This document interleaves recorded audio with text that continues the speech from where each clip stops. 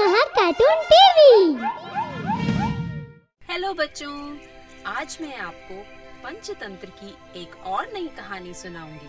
और आज की कहानी है बाघ और ब्राह्मण। किसी जंगल में एक बाघ रहता था। बाघ की उम्र काफी बढ़ चुकी थी, जिसकी वजह से उसे शिकार करने में काफी मुश्किलों का सामना करना पड़ता था। बढ़ती उम्र और शिकार न मिलने के कारण वह दिन प्रतिदिन कमजोर होता जा रहा था। एक दिन बाघ को जंगल में चमकती हुई चीज मिली, जिसे देखकर वह हैरान रह गया। अरे, ये क्या है जो इतना चमक रहा है? मैंने पहले तो जंगल में ऐसी कोई चीज नहीं देखी। बाघ उस चमकती हुई चीज को उठा लेता है और फिर उसे ध्यान से देखता है। अरे, ये तो सोना है। वाह, कितना चमक रहा है। इसकी चमक के आगे तो सूरज की रोशनी भी कम है। मैं इसे रख लेता हूँ। आगे चलकर यह मेरे काम आएगा। अगर किसी इंसान को इसका लालच दूंगा तो वह मेरे पास जरूर आएगा और मैं उसे मार दूंगा। कम से कम मेरे भोजन का इंतजाम तो हो जाएगा। वैसे भी इंसान काफी लालची होते हैं। बाघ सोने के कड़े को लेकर चल देता है कि तभी उसे एक आहट सुनाई देती है। वह उस आहट को बड़े ही ध्यान से सुनता है और फिर उसी दिशा में चला जाता है जहाँ से आवाज आ रही थी। बाघ देखता है कि एक ब्राह्मण सामने से आ रहा है और फिर वह उस ब्राह्मण की ताक में झाड़ियों में छुप कर बैठ जाता है। जैसे ही ब्राह्मण बाघ के सामने से गुजरता है तो बाघ उसे आवाज देता है। ठहरिए ब्राह्मण देव। ब्राह्मण रुकता है। वह चारों तरफ देखता है, लेकिन उसे कोई दिखाई नहीं देता। फिर वह आगे चलने लगता है। तभी उसे फिर से आवाज सुनाई देती है। ठहरिए ब्राह्मण देव, कहाँ जा रहे हैं?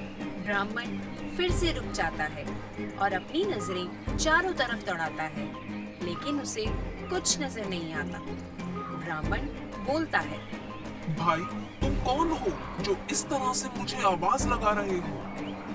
बाघ झाड़ियों से बाहर आता है और ब्राह्मण बाघ को देखकर डर जाता है। बाघ बोलता है, मैं एक बाघ हूँ। मैं यहाँ से गुजर रहा था कि मुझे एक सोने का कड़ा मिला। क्योंकि ये मेरे किसी काम का नहीं है, इसलिए मैं इसे किसी और को देना चाहता हूँ। भला मैं तुम पर कैसे विश्वास करूं? तुम तो एक जानवर हो और मुझे मारकर खा जाओगे। मुझसे डरने की आवश्यकता नहीं है। मैं बूढ़ा हो चुका हूँ। मेरे दांत टूट चुके हैं और नाखून भी घिस गए हैं। बाघ को देखकर ब्राह्मण बहुत डरा हुआ था।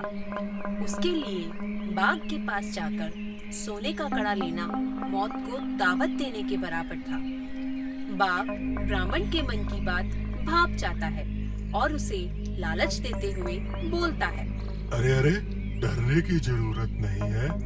लो, ये कड़ा तुम ले जाओ और इसे रख लो। कम से कम यह तुम्हारे काम तो आएगा। बाघ भाई, मुझे तो ये समझ नहीं आ रहा है कि तुम इस कड़े को लेकर इतना परेशान क्यों हो। अगर ये तुम्हारे काम का नहीं है तो तुम इसे फेंक दो। जिसको भी ये कड़ा मिलेगा वह इसे उठा लेगा। बाघ मन ही मन सोचता है, ये तो टस से मस ही नहीं हो रहा है। वैसे तो कहा जाता है कि इंसान बहुत लालची होता है, लेकिन ये ब्राह्मण तो अपनी बात से पीछे ही नहीं हट रहा। मैं इसे कैसे लालच दूं? अब तो शाम भी होने वाली है और भूख के मारे मेरी जान निकले जा रही है। ऐसा सोचते हुए बाघ फिर से ब्राह्मण को झांसे में लाने की कोशिश करता है और कहता है, सुनो, ये असली सोने का कड़ा है। इसकी चमक के आगे सब फीका है। अगर तुम्हें नहीं लेना तो कोई बात नहीं, मैं इसे किसी और को दे दूंगा। अब मैं चलता हूँ। मैं अपना और तुम्हारा वक्त बर्बाद नहीं करना चाहता। ऐसा कहकर बाघ वहाँ से चलने लगता है और सोचता है, इतना सब तो बोल दिया, ना जाने कब ये मेरे पास आएगा?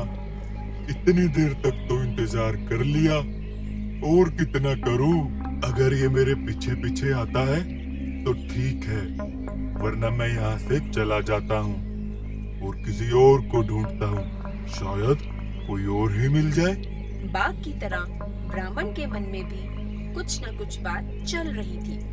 ब्राह्मण सोचता है, अगर इस बाघ को मुझे बेवकूफ बनाकर खाना ही होता तो मुझ पर ये कब का हमला कर चुका होता। अब तक इसने हमला नहीं किया है, इसका मतलब ये सच बोल रहा है। मैं बेकार में ही इससे डर रहा हूँ। ऐसा सोचते हुए ब्राह्मण बाघ की तरफ बढ़कर उस कड़े के लालच में उसके पास चला जाता है। जैसे ही वह बाघ के पास पहुंचता है, बाघ ब्राह्मण को मारकर खा जाता है और लालच के कारण ब्राह्मण की मृत्यु हो जाती है। तो बच्चों, इस कहानी से हमें ये शिक्षा मिलती है कि हमें सदैव अपने विवेक से काम लेना चाहिए और किसी भी प्रकार के लालच में नहीं आना चाहिए। अगर आपको हमारे वीडियोस पसंद आ रहे हों तो इन्हें लाइक करें, चैनल सब्सक्राइब करें और हमारे कार्टून शो सबसे पहले देखने के लिए बेल आइकन दबाना ना भूलें।